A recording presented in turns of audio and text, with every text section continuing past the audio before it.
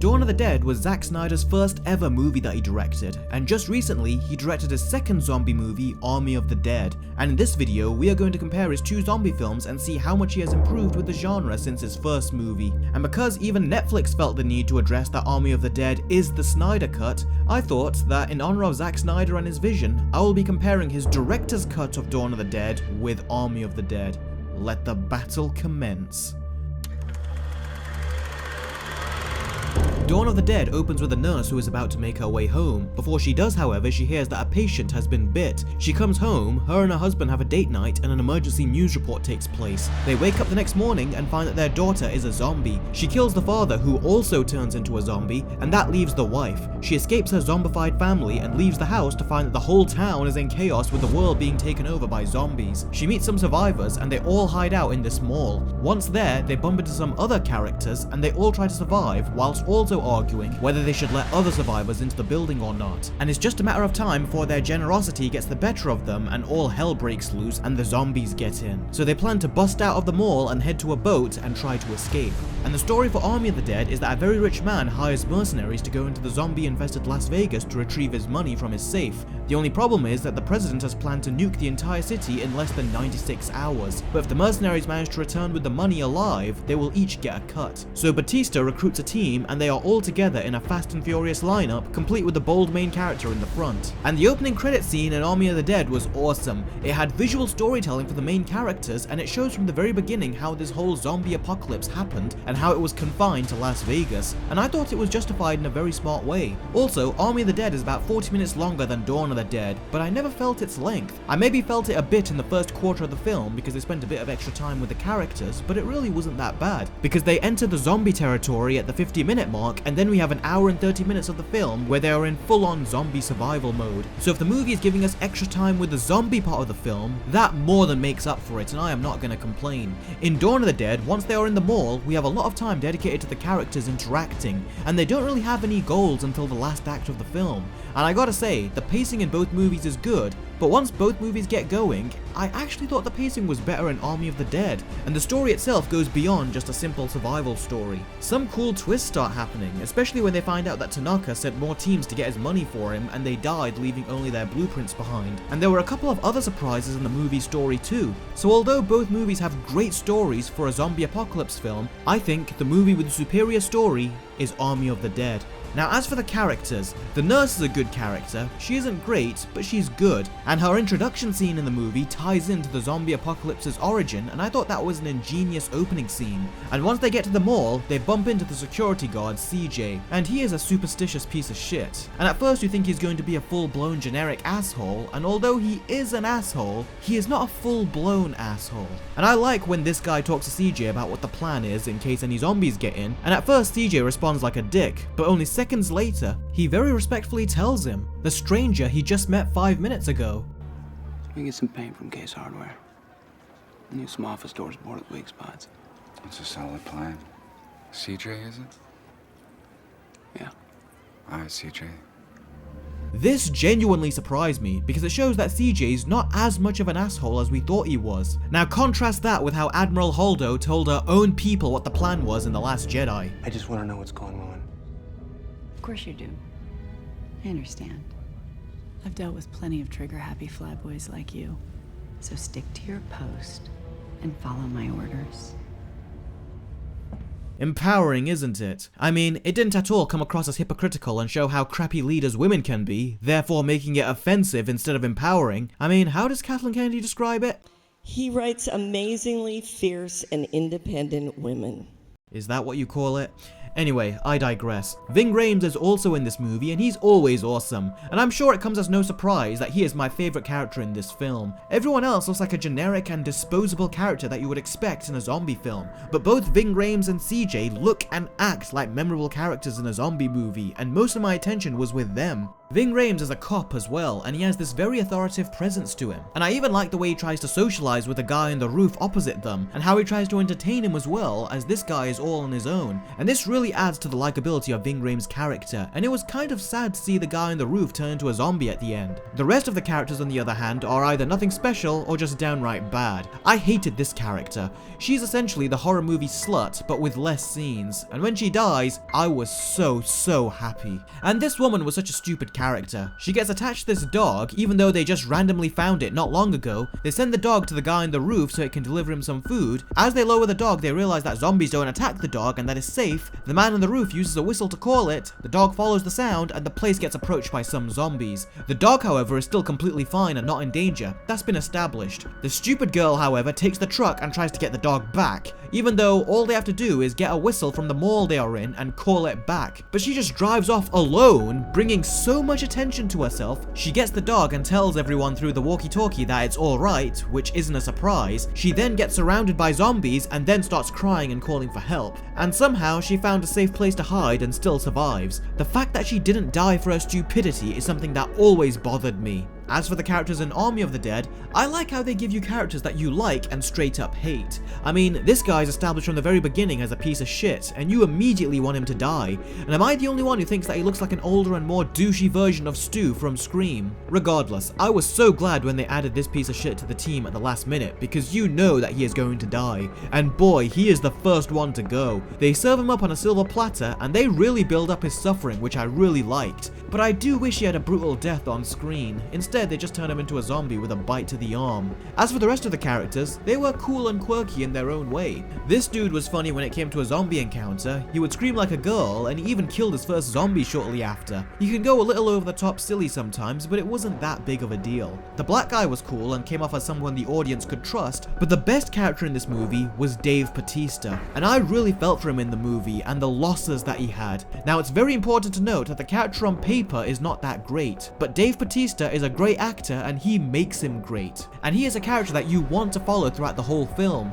and bizarrely, I trusted his capabilities to get the job done in this movie far more than I do when he is Drax the Destroyer, or Drax the Useless Comic Relief, which would be a more accurate title. And that's not just me saying this, Dave Bautista thinks this too. You can look it up. He doesn't like how they made him way too funny for the movies, as in the comics he is much more powerful. And well, if he plays a normal man in a zombie movie and I trust his abilities far more here, then yeah, I can't argue with the man. He really has contributed nothing memorable in those movies, just jokes about being invisible and why is Gamora, and the biggest contribution he did was hold Thanos' leg. So yeah, he is a complete badass in this movie and he really kicks so much zombie butt, but we'll get to that in the action segment. The only character I downright hated in this movie was his daughter, and I'm just gonna say it, his daughter is a bitch. The way she shows complete disrespect to her father and says, I have to find her. Well, tell us what she looks like. We'll look out for her. You think I trust you to do that? and how she even calls her dad by his real name. Scott, that could be where Gita is.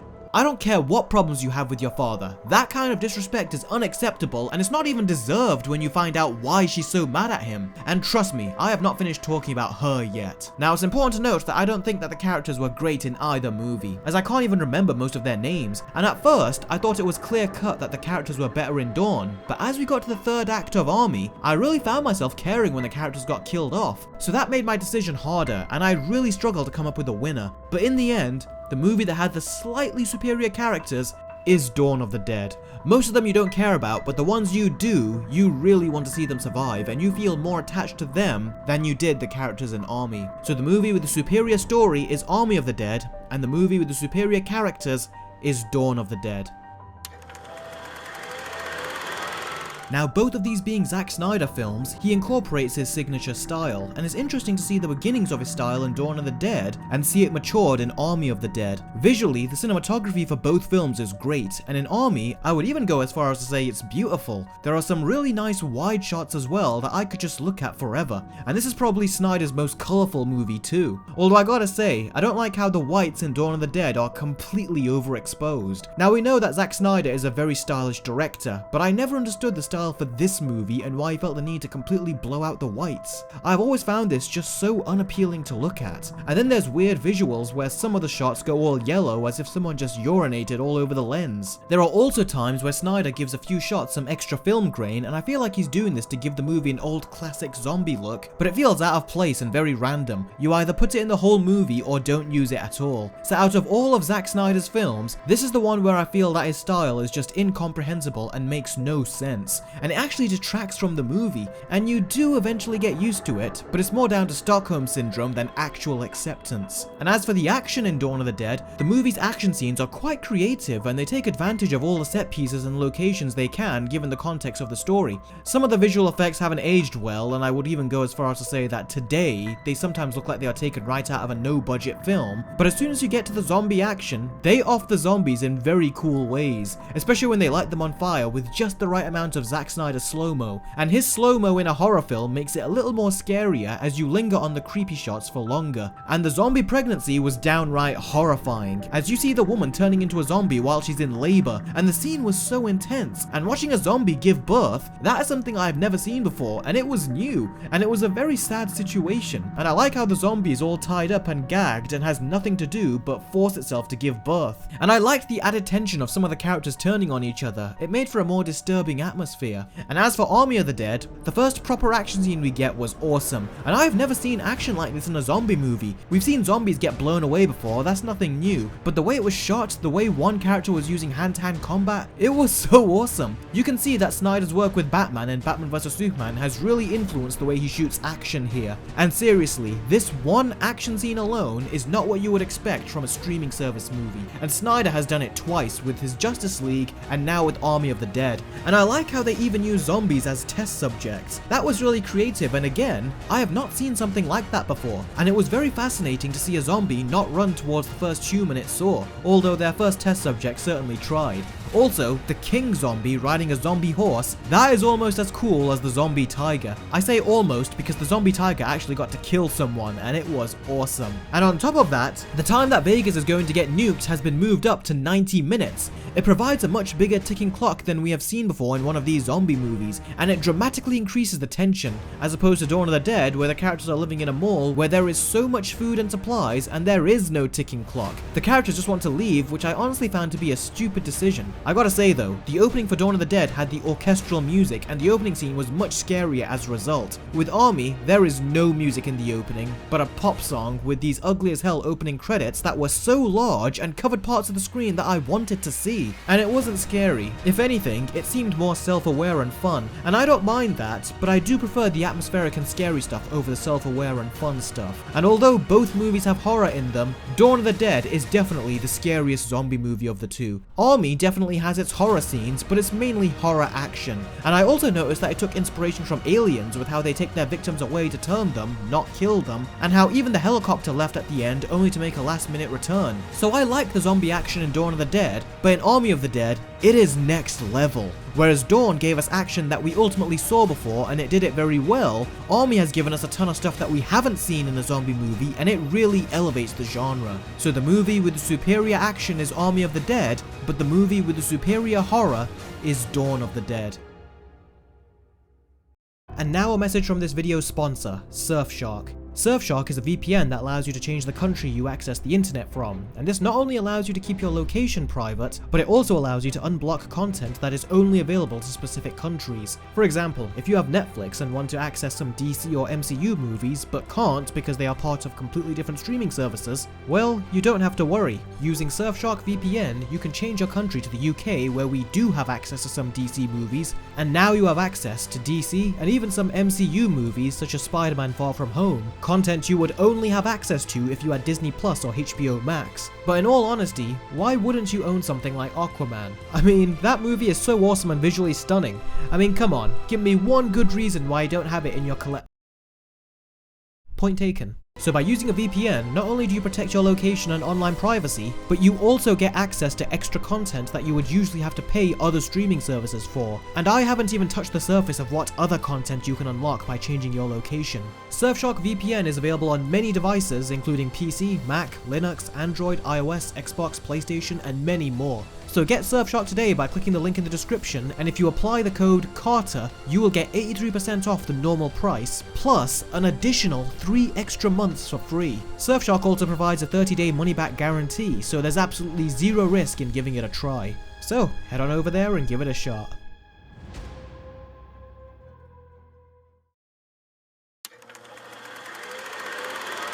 As far as the ending for both movies are concerned, I was happy with every character that died in Army of the Dead. All except one, and that is Dave Bautista. I really don't like that they killed him off because he was my favourite character. Now I don't mind him being killed off if this was a standalone movie, it keeps it self-contained and I wouldn't mind it that way. But Army of the Dead could potentially have sequels, and I don't want to have a sequel if Bautista is not in it. They would need to have completely different characters. I don't want a sequel where his daughter returns. And yeah, when the daughter loses her father in the end, I didn't give a shit. I cared for Bautista's character, but I didn't care for her. And in the movie, she calls her dad by his real name to show how she has no love or respect for him and doesn't regard him as her father. And then when he gets bitten by a zombie, she suddenly calls him dad again. I really hate it when these little bratty kids call their parents by their real name. That's just not something you do, and to deprive them of even that respect is just wrong. And what did he do? Oh well, you weren't there for me. Zack Snyder did this plotline with Cyborg in Justice League too, but in that movie, he had a reason to be upset with his father, and yet he still had the minimum amount of respect for him. Wasn't sure you'd come. You're my father. As for the ending to Dawn of the Dead, I think the movie should have just ended and left the rest to our imagination. Instead, it kept going once the credits hit, and I really didn't like the scene that came after. I have a real problem when a movie makes you care for characters only to make you feel like you wasted your time and kill them off in the end. Now the ending makes sense, but I would have liked it better if it just left it to our imagination instead of pretty much implying that our remaining characters get swarmed by zombies and most likely die in the end. It makes the journey feel all for nothing, and very rarely do I think a movie can pull that off well. It's time for the scores. Dawn of the Dead gets a 7 out of 10, and Army of the Dead gets an 8.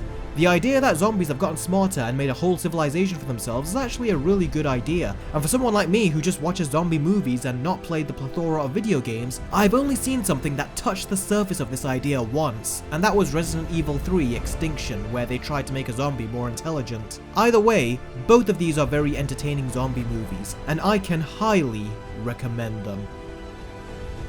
And here's some cool trivia for you. Would you believe that Dawn of the Dead was actually written by James Gunn and then Zack Snyder was brought in to direct it? Yep, in a strange way, a Marvel writer and a DC director collaborated on this zombie flick, and Snyder also made some additions to the script, and well, we ended up getting this movie. That's a cool bit of trivia I heard when doing some research on these two movies, and I thought I'd share it with you. So, thanks as always for watching guys. I have more Versus videos on the way and more trailer reactions coming up on my Patreon. So head on over, donate just $1 a month, and you'll gain access to all of my past and future trailer reactions, as well as other content that I plan to put on my Patreon in the future. Thanks as always for watching guys, and I will see all of you next time. Take care.